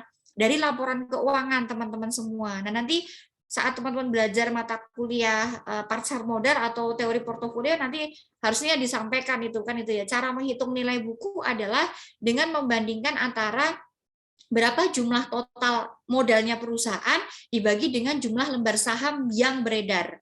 Jadi untuk menentukan besarnya nilai buku, lihatnya dari laporan posisi keuangan atau neraca, teman-teman semua. Yaitu dengan cara membagi antara total modal dibagi dengan jumlah lembar saham yang beredar. PBV yang bagus itu kalau nilainya kurang dari 1 katanya. Karena kalau kurang dari 1 itu menunjukkan bahwa perusahaan itu harga sahamnya murah dibandingkan dengan harga pasarnya atau close price-nya. Tapi kita lihat nanti apakah ini berlaku untuk Unilever atau tidak gitu ya. Oke. Nah, PBV itu juga nanti hati-hati, ada yang minus teman-teman semua gitu ya. Jadi PBV itu juga seringkali kalau kita ngitung juga ada mendapati perusahaan yang PBV-nya minus. Nah, PBV minus itu artinya apa? Berarti perusahaannya dalam kondisi yang tidak sehat. Karena apa? PBV yang minus itu biasanya disebabkan karena modalnya perusahaan itu bernilai negatif. Negatif itu karena apa? Karena total utangnya perusahaan jauh di atas total asetnya perusahaan. Ada tuh perusahaan yang begitu? Ada. Teman-teman bisa lihat di webnya Bursa Efek Indonesia, nanti cari di submenu itu notasi khusus ya. Nanti diklik notasi khusus, nanti diklik cari perusahaan yang dengan kode tertentu, saya lupa kodenya apa ya, nanti yang itu menyimpulkan bahwa equity-nya negatif atau ekuitasnya negatif, cari perusahaan apa saja yang dia ekuitasnya negatif, itu ada teman-teman semua. Nah itu yang menyebabkan PBV itu nilainya negatif. Oke, next, slide selanjutnya. Nah, beberapa fungsi PBV ya, ini yang pertama sebagai pertimbangan investor untuk membeli saham, karena melalui PBV kita bisa lihat apakah saham itu harganya murah atau tidak. Yang kedua, menentukan berapa perkiraan harga saham saat ini gitu ya, karena nanti melalui PBV kita akan bisa membandingkan berapa harga pasar saham dibandingkan dengan nilai bukunya, nilai buku saham gitu ya. Oke, kemudian yang ketiga, membantu melihat seberapa besar kemampuan perusahaan dalam menciptakan nilai dari modal yang diinvestasikan oleh para investornya. Oke, next, Mbak. Oke, untuk menghitung PBV itu dihitung dari tadi saya bilang close price, harga penutupan saham dibagi dengan nilai buku per lembar saham, teman-teman semua. Oke, next, itu rumusnya. Kemudian PBV yang baik yang nilainya kecil atau kurang dari 1, teman-teman. Karena kalau kurang dari 1 mengindikasikan bahwa harga pasar saham itu harga sahamnya murah ya. Namun ingat ada beberapa perusahaan yang PBV-nya tinggi, teman-teman semua. Salah satunya perusahaan-perusahaan yang big cap ya, atau kapitalisasi pasar besar, itu pasti PBV-nya tinggi. Salah satunya siapa? Unilever. Unilever itu PBV-nya tinggi, jauh di atas 1, teman-teman semua. Dan perusahaan sektor keuangan. Dan tetap aja karena dia PBV-nya tinggi, kalau kata teori harus nyari yang kurang dari 1, tapi dia nyatanya PBV-nya tinggi dan tidak masalah. Ya memang harga sahamnya mahal, tapi memang Unilever memberikan tingkat keuntungan yang tinggi kepada para investornya, dan banyak investor yang tertarik juga membeli saham ini gitu ya. Oke, next. Next aja Mbak, itu cara mencari harga pasar saham, nanti bisa dilihat teman-teman sendiri di slide saya, nanti bisa di-share ke teman-teman. Oke, next. Terus lanjut. Nah, itu nanti cara mencari jumlah lembar saham yang beredar ya, lihatnya dari neraca sama total ekuitas. Ini buat ngitung nilai buku. Nilai buku per lembar saham itu dihitung dari total ekuitasnya perusahaan dibagi dengan jumlah lembar saham yang beredar. Nanti ketemu nilai buku saham. Next, Mbak. Nah, sehingga kalau kita aplikasikan ke Unilever, ternyata PBV-nya Unilever itu jauh di atas 1 kali. Berapa tuh? Di tahun 2020 tuh nilainya 56,79 kali. Dan ini kalau teman-teman nggak ngecek sendiri bagaimana kondisi Unilever yang sesungguhnya, dia nggak masuk kategori pemilihan PBV yang kurang dari 1 tadi yang harusnya kita pilih, karena memang kondisinya dia perusahaan yang sudah ROE-nya sangat tinggi, dia perusahaan yang keuntungannya tinggi, sehingga menyebabkan yang namanya harga saham perusahaannya itu juga mahal, teman-teman. Maka PBV-nya itu jauh di atas 1 ya, teman-teman. Dan itu wajar, bukan menjadi sesuatu yang jelek bagi Unilever. Oke, next Mbak, slide berikutnya. Bisa dibantu slide selanjutnya. Oke, lanjut. Nah, sama seperti yang rasio yang lain, sekali lagi, kalau Anda sebagai seorang value investor, jangan hanya menggunakan satu rasio saja, atau dalam hal ini PBV untuk menilai investasi kita, tapi gunakan rasio yang lain juga untuk sebagai bahan pertimbangan. Oke, terakhir rasio dividend yield. Oke, dividen yield ini menentukan atau mengukur berapa besarnya keuntungan yang kita harapkan ya. Yang namanya investor, ya beli saham pasti mengharapkan tingkat keuntungan yang dibayarkan secara continuous oleh perusahaan atau emiten. Yang dalam hal ini bentuknya adalah dividen. Nah, kita bisa dapat dividen kalau kita itu aliran investor yang punya tujuan jangka panjang ya. Memang saham itu tidak untuk ditradingkan ya, tapi kita miliki untuk kita nanti jual pada periode tertentu. Sehingga tingkat keuntungan atau tingkat pengembalian yang kita dapatkan tidak sekedar cuma capital gain, tapi kita juga bisa dapatkan dividen karena kita memiliki saham itu dalam jangka panjang. Oke, next Mbak. Dividen yield yang baik itu kalau nilainya semakin tinggi ya teman-teman semua gitu ya. Karena dividen yield itu dihitung dari jumlah dividen per lembar saham ya nanti ya teman-teman semua untuk nanti dibandingkan dengan nilai pasarnya teman-teman. Oke, next Mbak. Beberapa fungsi dividen yield ya untuk mengukur jumlah arus kas sebagai tanda perusahaan stabil. Kenapa bisa mengukur perusahaan stabil? Karena perusahaan yang berani bayar dividen berarti perusahaan itu dalam kondisi yang baik-baik saja atau stabil gitu ya. Kemudian persentase dividen yang tinggi menunjukkan bahwa kinerja itu perusahaan yang menjanjikan dan baik. Rasio ini penting bagi investor karena ini yang diharapkan kita untuk mendapatkan tingkat pengembalian setiap tahunnya ya dalam bentuk dividen gitu ya. Dan dividen yield ini juga bisa dianggap sebagai rasio ROI ya, return on equity, tingkat pengembalian investor selain daripada capital gain ya kan gitu. Oke, tapi ini berlaku bagi investor jangka panjang ya kalau kita tertarik di dividen yield. Oke, slide selanjutnya Mbak. Oke, untuk menghitung dividen yield itu dihitung dari dividen per lembar saham dibagi dengan harga pasar per lembar saham teman-teman semua dikalikan 100%. Oke. Next Mbak. Dan dividen yield yang baik itu nilainya yang semakin tinggi teman-teman semua. Karena kalau dividen yield yang semakin tinggi menunjukkan bahwa perusahaan itu memberikan tingkat pengembalian atau kompensasi kepada pemegang sahamnya itu lebih tinggi gitu ya, sesuai dengan yang diharapkan oleh investornya. Oke, next Mbak. Ini cara mencari dividen yield, kita skip aja, nanti teman-teman bisa lihat di PPT saya sendiri, biar nanti diskusinya lebih panjang. Oke, next Mbak. Lanjut. Nah, ini Unilever itu termasuk salah satu perusahaan yang rutin ya bagi dividen ya teman-teman ya, baik dividen interim ataupun dividen final teman-teman semua. Nah, ini salah satu perusahaan yang dia masuk IDX Div 20. Jadi di Bursa Efek Indonesia itu ada ada indeks khusus yang berisi konstituen atau emiten-emiten yang dia rutin bayar dividen. Nah, Unilever itu termasuk salah satu emiten yang rutin bayar dividen, teman-teman. Jadi dia masuk ke IDX Div 20, teman-teman. Oke, lanjut, Mbak. Nah, nanti kalau untuk cara mencari besarnya dividen, itu dilihat dari laporan perubahan ekuitas ya, teman-teman ya. Nah, itu teman-teman bisa lihat itu ya, tertulis dividen catatan 2U22. Nah, itu lihatnya dari mana? Dari CALK.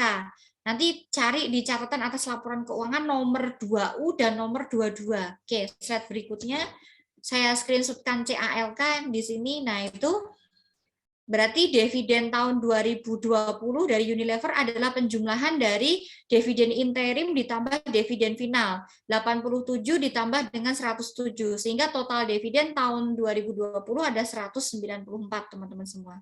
Oke, next, Mbak.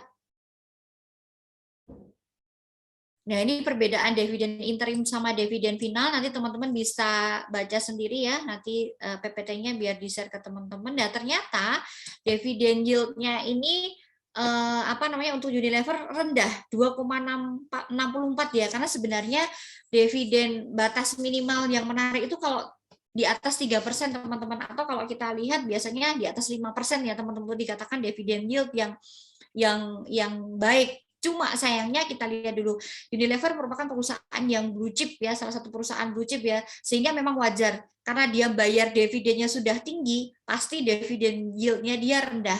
Jadi rasio untuk menghitung tingkat pengembalian itu ada dua, teman-teman, DPR, dividen payout ratio, sama dividen yield. Nah, Unilever ini adalah salah satu perusahaan yang dia bayar dividen sudah tinggi kepada para investor, sehingga DPR-nya, rasio dividen payout rasionya dia pasti tinggi.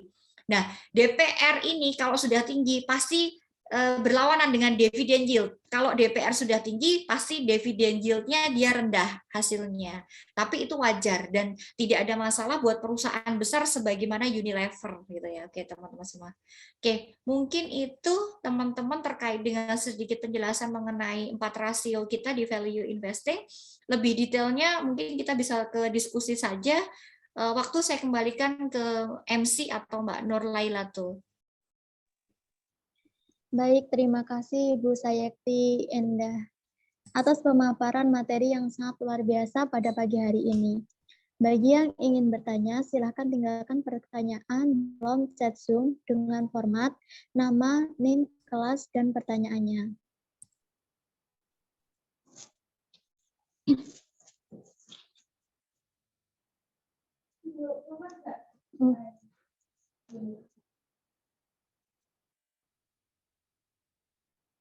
Baik, ada yang bertanya nih Bu.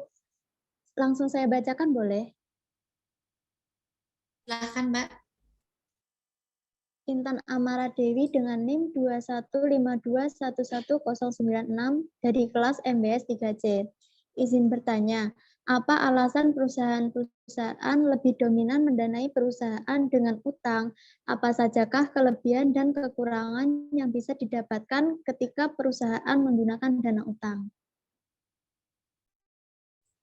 Ya, jadi memang ketika kita berbicara masalah konsep teori ekonomi itu kan kita bicara struktur pendanaan ya. Struktur pendanaan itu bisa berasal dari utang, bisa berasal daripada modal. Kalau utang itu berarti berasal dari eksternal atau pihak luar. Yang kedua, kalau modal itu berasal daripada modal sendiri gitu ya. Nah, memang sebagian perusahaan itu mereka punya pertimbangan sendiri Mbak dalam memilih kebijakan perusahaannya, apakah dia akan mendanai aktivitas kegiatannya dengan menggunakan lebih ke utang atau ke modalnya kan gitu ya. Nah, ini tentunya melihat dari kondisi perusahaannya gitu ya. Jadi kalau memang misalnya perusahaan yang lebih senang ke utang gitu ya. Tapi kita lihat dulu kalau memang itu utangnya jangka panjang, itu tanda tanya perusahaannya itu bisa dikategorikan dia tidak sehat kan gitu ya kalau banyaknya utang jangka panjang. Tapi kalau sifatnya utang jangka pendek yang itu merupakan utang yang bisa kita selesaikan dalam 1 tahun, maka itu perusahaan masih dalam kategori yang sehat gitu ya. Cuma yang menyebabkan kenapa perusahaan lebih memilih utang daripada modal sendiri itu barangkali kalau kita satu perusahaan memang terbatas ya dari sisi konsep dia memiliki modal dari sisi sendiri. Yang kedua, kalau dia mau mengoptimalkan dengan modal dengan cara dia menerbitkan saham dan menjual saham kepada pihak lain. Karena kalau kita jual saham kan berarti nanti komponen itu kan akan mempertinggi modal kita ya. Nah, seringkali perusahaan itu tidak tertarik untuk dia dimiliki oleh banyak pihak gitu ya. Maka ketika dia memilih pendanaannya apakah lebih pilih utang atau modal, bagi perusahaan yang pengen di dalam struktur kepemilikannya itu tidak banyak dimiliki oleh banyak pihak, maka dia akan lebih memilih utang dibandingkan dengan modal, teman-teman semua. Karena kalau utang sekali lagi gitu ya, utang itu kan tidak serta-merta menunjukkan bahwa orang yang kreditur kita itu kan memiliki perusahaan kita, kan gitu ya. Tapi kalau modal beda. Orang yang menanamkan sahamnya di perusahaan kita, kalau kita milih dengan menggunakan modal yang kita optimalkan, berarti akan ada banyak pihak yang memiliki perusahaan kita. Nah, seringkali perusahaan-perusahaan itu tidak mau. Dia lebih memilih pendanaan dari luar utang yang tidak ada konsekuensi kepemilikan si kreditur kepada perusahaan kita dibandingkan dia memilih modal, Mbak. Yang berdasarkan pengalaman saya sendiri pun juga begitu gitu ya. Kebetulan saya juga punya sedikit kecil usaha gitu ya. Nah, saya lebih senang ketika, tapi saya juga tidak berhutang, alhamdulillah. Karena saya menerapkan prinsip syariah gitu ya. Saya menjauhi riba ataupun sejenisnya, baik yang bagi hasil dan sebagainya. Ketika saya menjalankan usaha, saya lebih memilih mengoptimalkan modal milik saya sendiri, tapi bukan modal investor gitu ya. Saya punya uang berapa yang saya itu optimalkan. Nah, kalau dari pengalaman saya, kenapa saya nggak seneng menjadi TBK terbuka gitu ya, misalnya ya menjual saham saya ke beberapa investor, karena saya tidak ingin perusahaan saya dimiliki oleh banyak orang, karena saya ingin mengoptimalkan ya ini menjadi perusahaan keluarga saya sendiri gitu ya, ini perusahaan saya kelola sendiri. Nah, itu yang menjadikan alasan kenapa mereka lebih memilih utang dibandingkan dengan mengoptimalkan modal, karena memang tidak ingin banyak orang yang masuk ke perusahaannya. Itu yang sejauh yang saya tahu, dan mungkin itu yang saya alami sendiri terkait dengan pengelolaan perusahaan. Mungkin itu Mbak Nurlaili, ada feedback dulu dari penanya.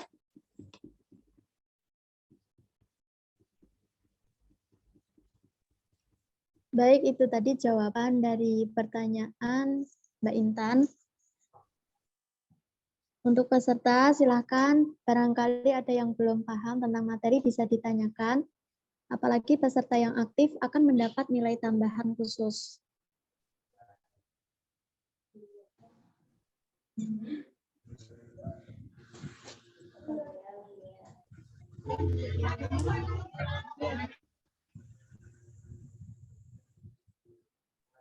Ini ada yang bertanya lagi, Bu. Ya.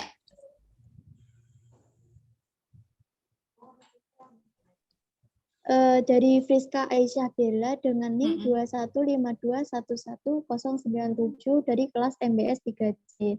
Dalam melakukan analisis faktor fundamental perusahaan, tadi kan sudah dijelaskan dengan melihat laporan keuangan perusahaan.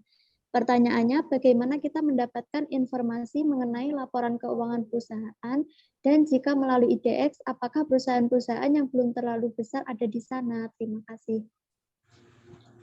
Iya, kalau yang ada di Bursa Efek Indonesia itu perusahaan-perusahaan yang memang sudah dia listing ya di Bursa Efek Indonesia, baik dia itu perusahaan dalam kategori besar yang ada di papan pengembangan utama gitu ya, atau papan utama, atau yang perusahaan-perusahaan yang masih menengah itu ada di papan pengembangan, atau perusahaan di papan akselerasi teman-teman semua gitu ya. Jadi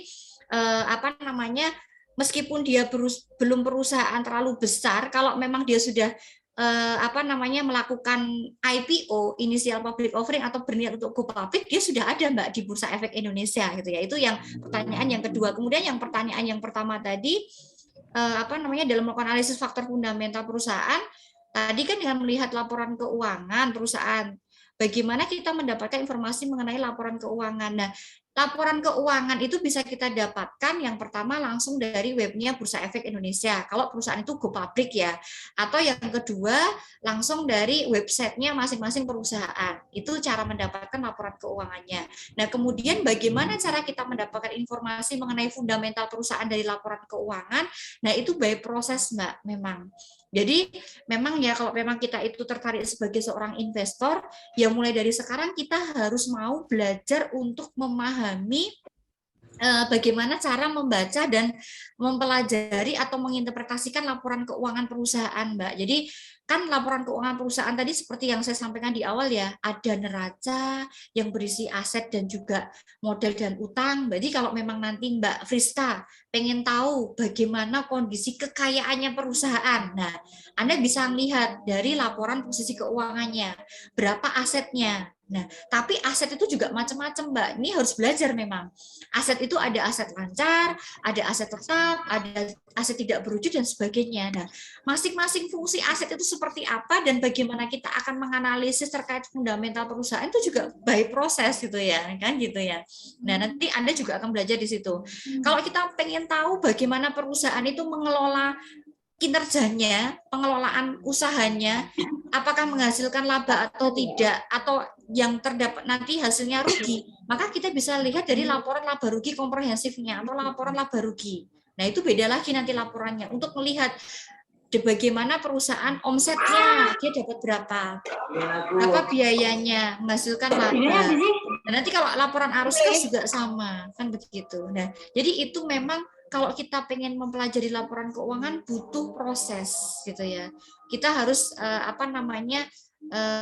tidak instan ya, karena kalau memang laporan keuangan itu kayak kalau prodi akuntansi aja gitu ya, dia belajar laporan keuangan tuh mulai semester 1 sampai nanti lulus kan itu ya. Nah, mungkin kalau MBS itu kan tidak banyak ya mata kuliah yang berbicara mengenai keuangan. Nah, mau tidak mau kalian harus meningkatkan skill kalian ya dengan tadi mungkin belajar dari teman-teman prodi yang lain atau teman-teman ikut seminar dan sebagainya untuk bisa memahami bagaimana cara membaca laporan keuangan. Mungkin itu Mbak yang bisa saya sampaikan. Ada suara azan di tempat saya, mungkin saya mute dulu ya. Itu.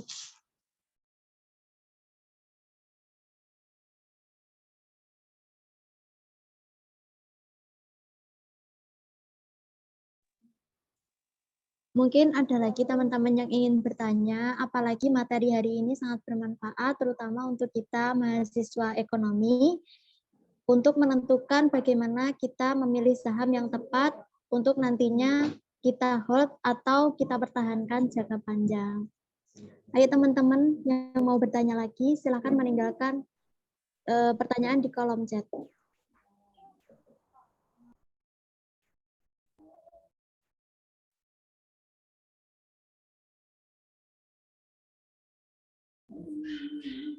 Ada pertanyaan lagi, Bu. Ini dari Roni Sofyan dengan NIM 215211281 dari kelas MBS 3H.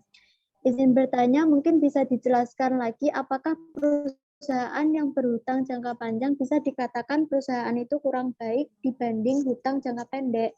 Seberapa besar presentasi tersebut untuk menilai baik buruk perusahaan jangka panjang dan pendek yang perusahaan pilih bisa menjadi strategi perusahaan tersebut? Terima kasih. Ya, Mas Roni memang ya dan teman-teman semua tidak lantas ya ketika kita mendapati salah satu emiten itu antara struktur utang jangka pendek dengan jangka panjangnya lebih banyak jangka panjangnya, lantas kita mengasumsikan bahwa perusahaan itu tidak sehat. Tidak demikian ya teman-teman semua. Jadi ada banyak yang memang harus kita lihat dulu aspeknya berkaitan dengan kinerja perusahaan.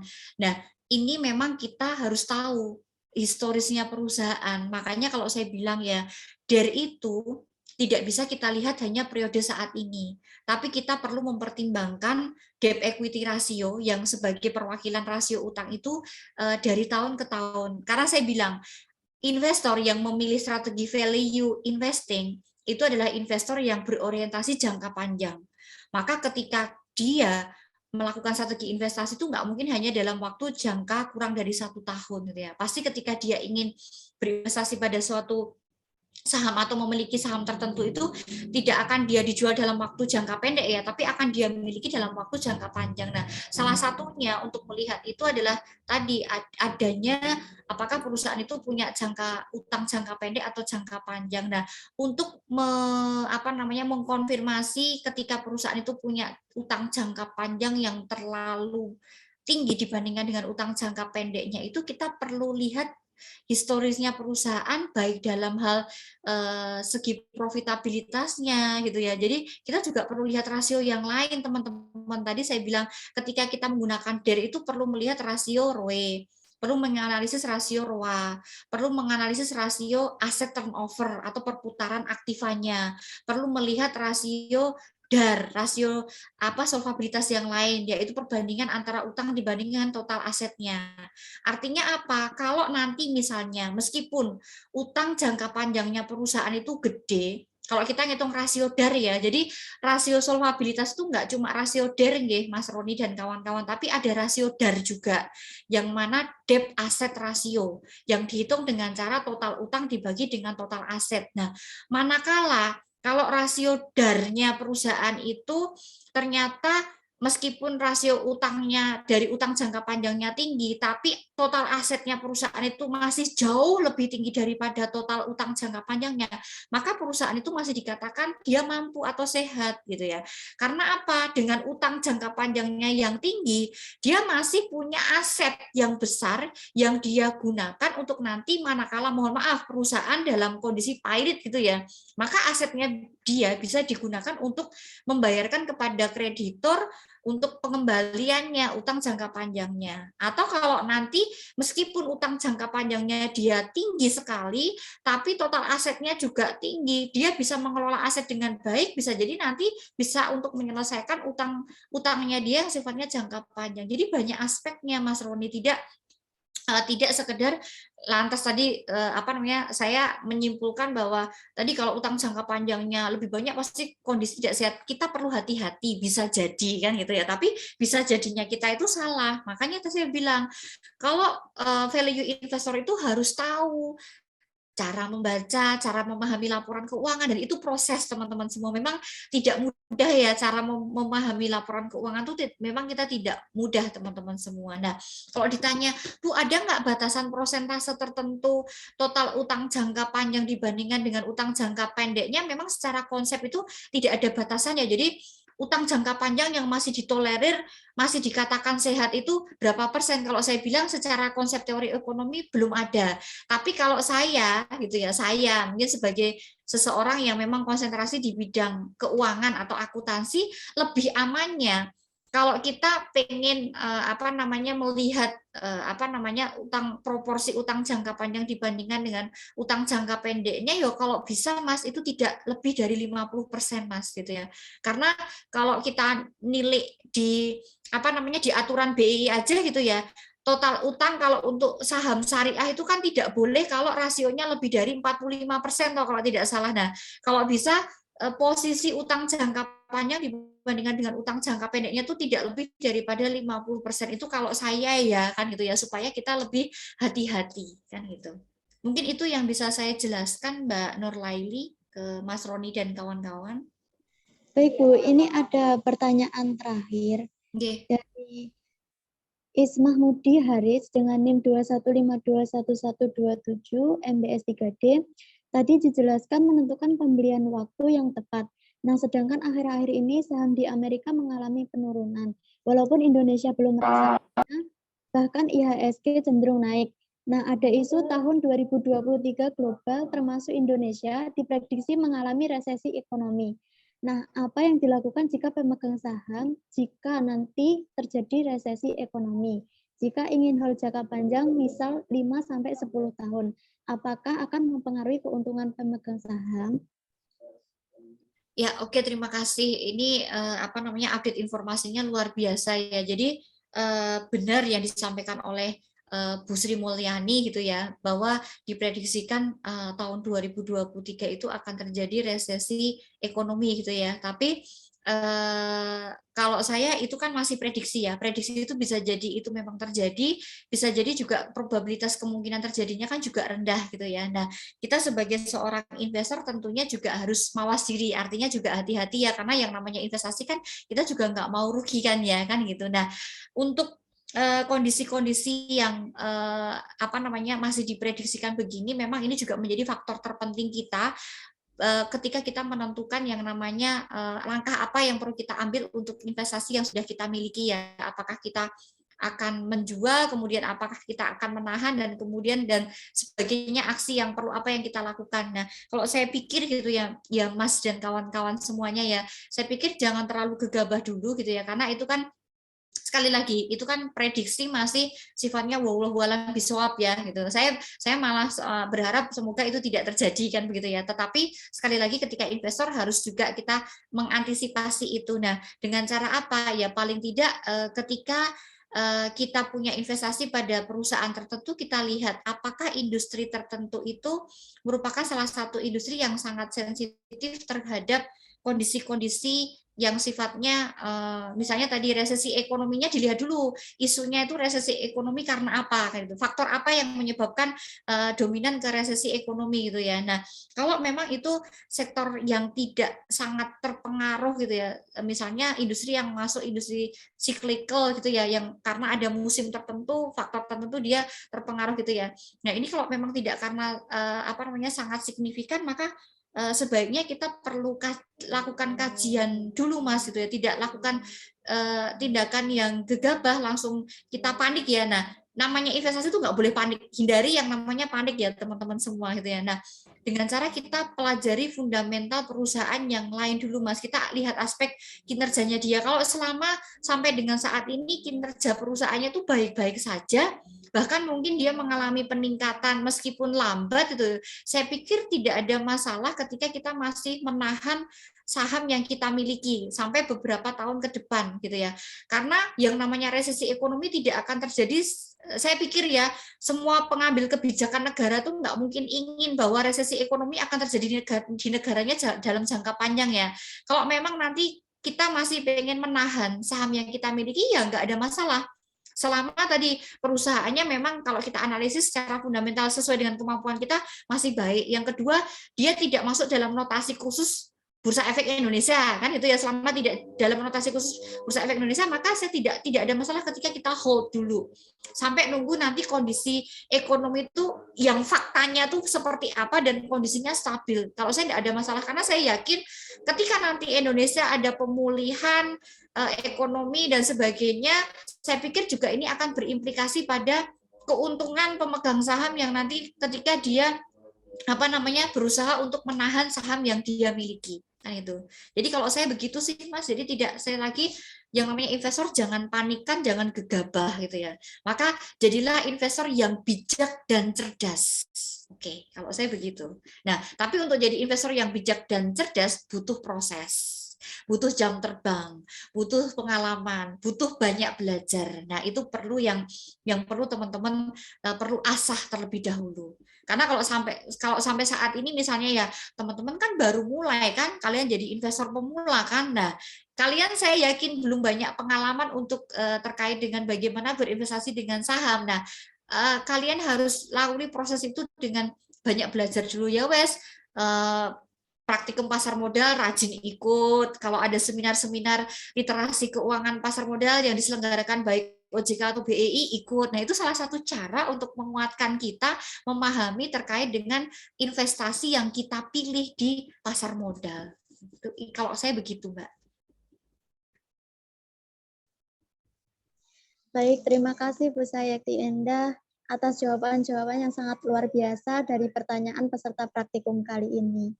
Mungkin bisa kita cukupkan pertemuan praktikum kali ini. Sebelumnya mengingatkan bagi peserta praktikum silakan melakukan absensi yang telah dikirimkan di chat Zoom. Menginjak acara yang terakhir adalah penutupan. Hadirin yang terhormat, demikianlah acara di pertemuan dari Value Investing. Marilah kita akhiri dengan mengucap hamdalah bersama-sama. Alhamdulillahirabbil alamin. Sampailah kita di penghujung acara praktikum pasar modal pada hari ini. Terima kasih saya ucapkan kepada Ibu Sayakti Endah yang sudah berkenan hadir dan memberikan materi yang sangat luar biasa pada pagi hari ini. Terima kasih saya ucapkan kepada peserta praktikum sekalian. Mohon maaf apabila ada kesalahan dari saya, baik perbuatan maupun perkataan. Wabillahi taufik wal hidayah. Wassalamualaikum warahmatullahi wabarakatuh. Waalaikumsalam warahmatullahi wabarakatuh. Terima kasih Pak Nurlaini dan kawan-kawan semua. Assalamualaikum. Waalaikumsalam. Terima kasih Bu. Oke.